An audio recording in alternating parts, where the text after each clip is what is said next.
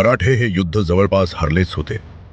जर त्या क्षणी शंभूराजांनी ती युक्ती लढवली नसती तर म्हैसूरचा राजा चिक्कदेवराय स्वराज्याविरुद्ध औरंगजेबाचा साथीदार झाला होता. त्याच्याकडे होते तब्बल 15,000 तिरंदाज आणि त्यांच्या प्रत्येक बाणावर होतं विष. मराठा सैन्य लांबूनच टिपलं जात होतं. रणांगणावर तणाव पसरला होता. पण शंभूराजे डगमगले नाहीत. त्यांनी रणांगण निरखलं आणि एक विलक्षण रणनीती आखली.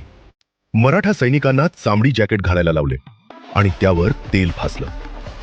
शत्रूचे विषारी बाण पुन्हा झेपावले, पण चामडी जॅकेटवर आदळताच ते तेलामुळे घसरून जमिनीवर पडले आणि शत्रूचा संपूर्ण डाव एका क्षणात उद्ध्वस्त झाला. मराठे वादळासारखे शत्रूवर तुटून पडले आणि विजय स्वराज्याचा झाला. शेवटी चिक्कदेवरायला स्वराज्यापुढे नतमस्तक व्हावं लागलं आणि द्यावा लागला 1 कोटी सोन्याच्या नाण्यांचा दंड. पण या युद्धात शंभूराजांनी आणखी एक थरारक युक्ती लावली होती. ती जाणून घेण्यासाठी आताच स्वराज्य गाथाला फॉलो करा.